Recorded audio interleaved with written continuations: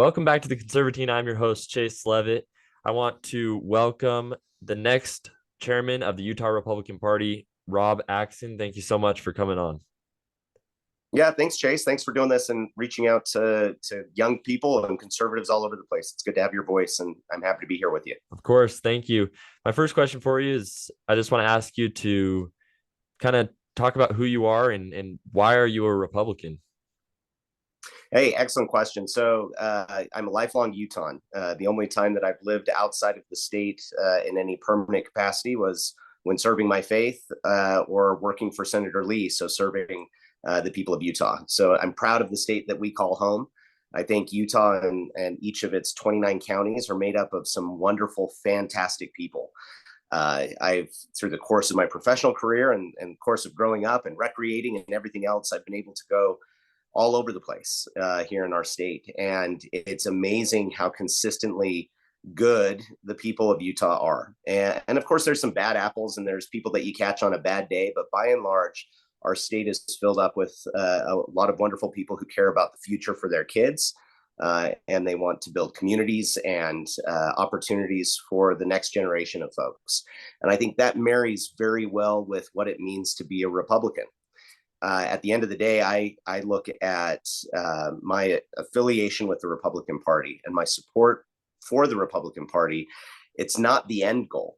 The goal is not just to be a Republican for being a Republican's sake. It's that the principles and the platform and the policies that Republican ideals espouse and fight for and contend for, those are the things that benefit my kids, benefit me, benefit our state. And so I'm glad that we have a political party that fights for limited government, that fights for opportunity, that fights for collaborative success, that guarantees the equality of opportunity for folks. And that's the Republican Party at its best. A little bit more about me. I've got 4 kiddos. So I've got 3 sons and a daughter, and they're from the ages of 13 down to 4. And really, it's about their future. Everything that I do as a parent, and someday, Chase, you'll be a dad, and you'll know what it means to really day in and day out with your wife, trying to figure out how to be the best parent you can, how to build a strong family, and how to make sure that the opportunities that your kids deserve and need are afforded to them. Like, being a dad is not the easiest thing in the world, right? But I've shed a lot of tears and spent a lot of times on my knees trying to figure out in prayer how to help my kids, because life can sometimes be challenging. But there has been nothing more rewarding than building a family with my wife. And fighting for my kiddos to have the opportunities that they need and deserve. And so that's where I see service in a party and a political engagement as an opportunity to fight for our kids. All right, thank you for that answer. Now, you kind of touched on it already, but I kind of want to get in more depth. What made you decide to run for chair? Because you served for Mike Lee as a state director, correct? Correct. And you were vice chair of the Republican Party back in, was it 21? Yep, 2021 and 2020. And I'll tell you, so my desire to fight for the party and do it in this new capacity of running to be the state party chair, it came from the experiences that I've had over the last 20 years, being involved, going to caucus night and being elected as a delegate and going and helping on campaigns. I've been able to see the party work well at times, and at the same time, I've seen the party face limitations and be challenged and limited in what it's able to do in a consistent manner. And so when you couple that with what I did professionally working for Senator Lee for 13 years, I was able to see, certain skill sets that I have, certain really a network of contacts and people, but things that I've done and demonstrated where I felt the party was in a position where my skill set, my focus, my tenacity, my contacts could be brought to bear to help elevate the party to a new level and kind of a new high bar. And that's what I'm looking forward to do. So what's your vision when you become chair? Yeah, great question. I think the vision for what I would like to see come out of the Republican Party, and certainly I'll have a role to play as the chairman of the party, of laying out that vision and laying out the objectives of what we're trying to accomplish, but it has to be done in collaboration. So there's 29 county Republican parties. They need to be brought into that. There's high school and young Republicans and college Republicans and teenage Republicans. And there's all of these other conservative groups that are fighting for these principles that we believe in. We need to bring everybody together in this shared vision. And so what I want to articulate to folks and what I look forward to build is a party that is strong and structured and influential and has the data and has the funding necessary to work towards a 5-year, a 10-year, and a 20-year horizon. I think all too often in our party, we're just looking at the next election cycle and hoping to win elections. And while that is essentially important, I think if you only focus on next year's elections, you're constantly having to kind of reinvent the wheel and start to try to push that momentum going. But if instead you focus on what will benefit the party 5 years from now, 10 years from now, and 20 years from now, the elections win themselves because we're focusing on those things that are consistent. That's really where I will judge my effectiveness of what we do as a party leadership team, and what the state Republican Party's success has been a few years from now by looking and seeing, were we during these next 2 years able to create a structure that is sustainable and consistent and has momentum? That's more important to me, frankly, than anybody remembering my name 10 years from now. I'm fine if nobody remembers that I was chair, as long as the work that I was engaged in continues to benefit the people of Utah a decade from now. Yeah, thank you for that answer. Now, I want to ask you, what do you believe that in terms of our culture and the system of our state party, what is unique from all other states? What would you say? I think the thing that is unique, it really starts with our history. It starts with the history of what brought people here to Utah. And I'm not just talking about the Mormon pioneers. I'm talking about the pioneers in each iteration, in each era. You've got Greek pioneers who came to Utah to join the mining efforts and have created a vibrant Greek community here in Utah. You've, of course, got a Polynesian community and a Latino community, and you have all of these different groups that have come to Utah, and they came here looking for freedom and opportunity, whether it was religious freedom, whether it was economic freedom, whether it was the freedom to send their kids to school during COVID restrictions that they were experiencing in whatever state they lived in. Throughout our history, we've had people who have come here believing that this was a chosen place, a place that had communities and families and neighbors who were engaged in the ideals of freedom. And so I think that sets us apart, that our country generally has benefited from many of those same ideals. Obviously, our founding was one of limited government and freedom. But specifically here in Utah, I think we've done that very well. And when you couple that with the culture of service that Utah always has, we're always at the top of the list for the most volunteer-oriented country. And we've donated more money per capita to philanthropic causes or charities than any other state in the country. So when you couple that ideals of service with that ideals of freedom, I think it's a nice recipe here in Utah. Right. So with that said, what can we do better as a party? Yeah, the key thing is to tie those aspects of our culture and our personality to specific tasks that need to be done. And so that's where the party's fallen short. And it's not anybody's fault or anybody's to be blamed for this. It's just, I think, partially comes from Utah benefits in the election process. As Republicans, we know that by and large, at least over the last number of decades, if you have an R next to your name, you're going to win the election. Well, that's fantastic. But we need to not be resting on our laurels. We need to be working for it instead of just expecting it and letting it come to us. And so I want to marry that idea of service and that idea of freedom that we have culturally with specific to-dos, that the party needs you as a delegate, as a young person, as an elected official, as a candidate, whoever you are. We need you to do specific things. And so that's where focusing on the platform of the Republican Party matters. Our platform should be a unifying document. And so I would challenge any Republican who hasn't, maybe ever, or at least hasn't recently, review what the Utah Republican Party platform says. In there's a lot of, aspirational statements, but things that we should be unifying around and fighting for. That, I think, can become a challenge when we are a good state, we are a conservative state, we are a friendly state. If we just, again, rest on the fact that, oh, well, we do it pretty good and don't continue to work those muscles, then we will find ourselves in the very near future, I think, suddenly not only losing races, but having bad policy and having a loss of freedom that I don't ever want to see here in this state. Right. I couldn't agree more with that. Now I want to kind of shift gears a little bit, looking towards next year.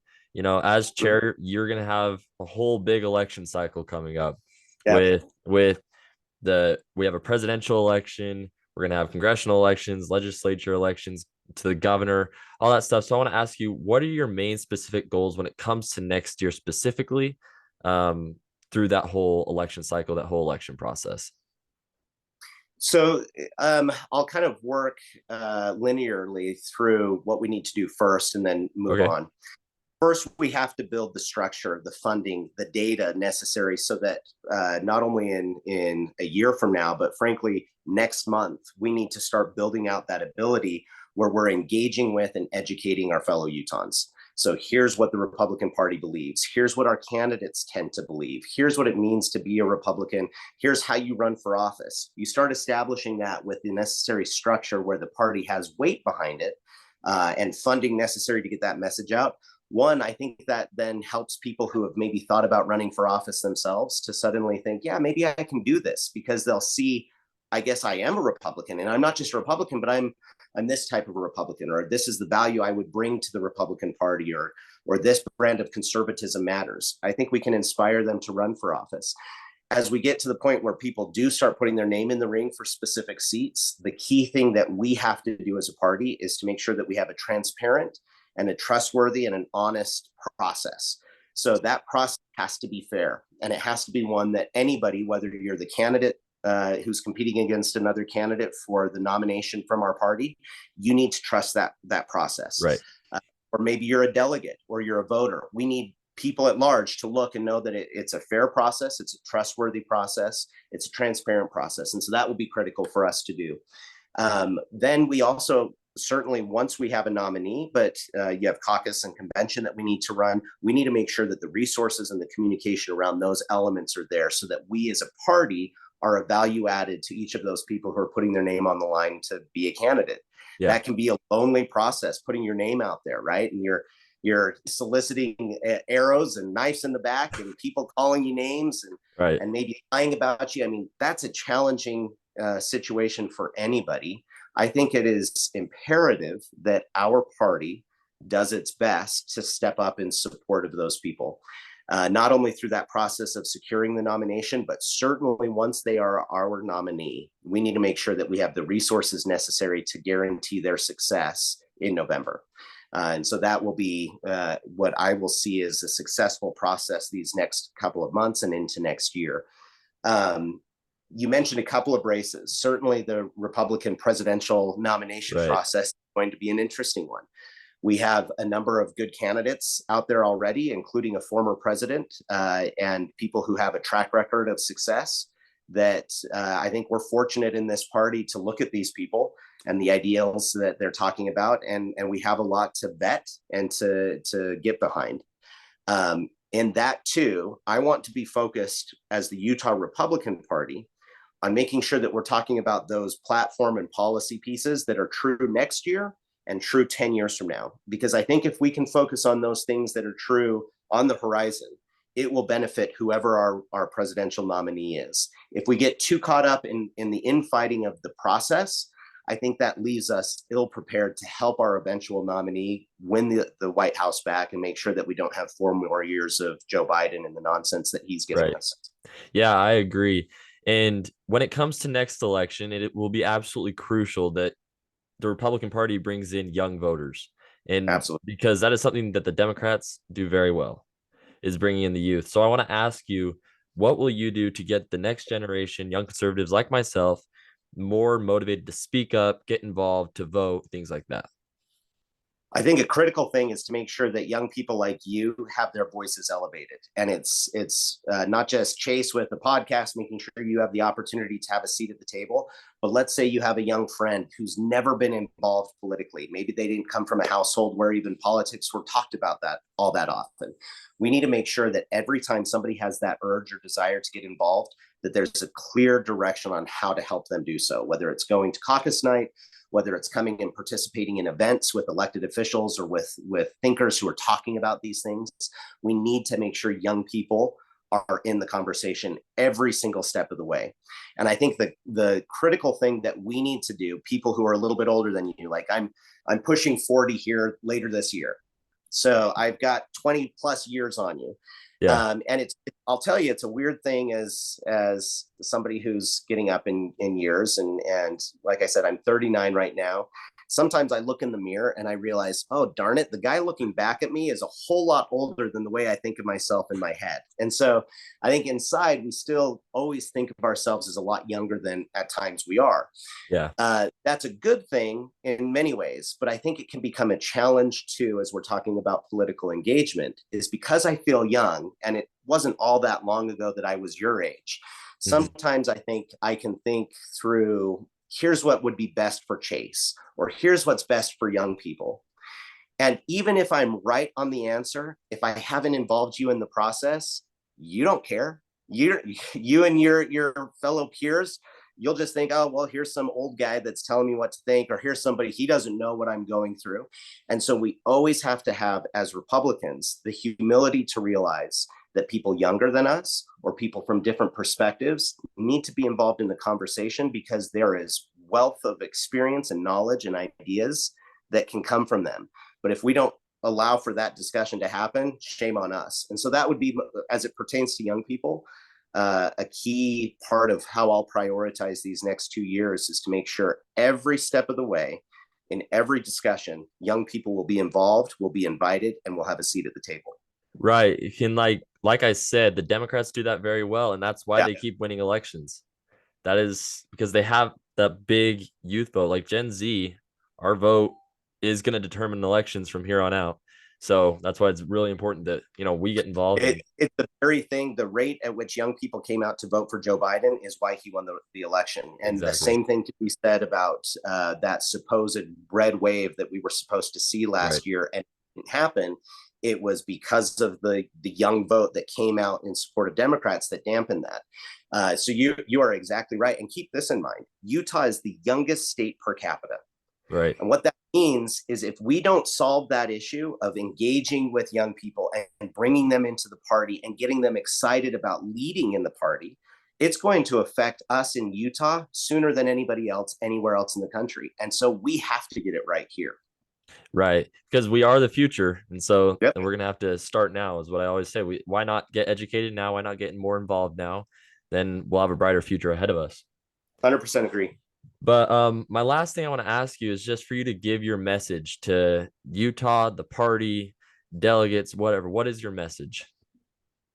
The biggest message that I would give is each and every one of us, every single Utahn has a responsibility to step up and build something that will last beyond their years. Build something that will be here beyond their time of service in the party, beyond their time of being engaged in the workforce, beyond their time of even raising a young family. We need to build elements that is a legacy that we know will benefit not only our community and our state, but most importantly, our family and our neighborhoods. And so that's where I feel that the Utah Republican Party can be a critical part of building a future that we all want to live in. And so my invitation to every Republican, whether you are a Republican who occasionally votes or you vote every election, whether you are a Republican who goes to every caucus night or has never been to the caucus, there is a role for you to come and build here in our party. And as you do so, I think every Utahn could see that the Utah Republican Party platform and the principles that we believe in are there supporting their family and supporting their dreams and supporting their opportunities and their freedoms. And so that would be the last kind of statement of the vision and the pitch that I would make to every Utahn is an invitation to be a part of building something that we can be proud of. I would love to see what we can do together these next couple of years and set the trajectory for our state to continue to build opportunities, to build success, to build strong families, to build the ideals of freedom and limited government that I know has benefited my family. And so that would be my invitation to you as well, Chase. Be a part of this building process that we have to engage in here moving forward. All right. Thank you for that answer. And I want to thank you so much for taking the time to sit down with me. And I want to wish you the best of luck uh, being chairman and all of that.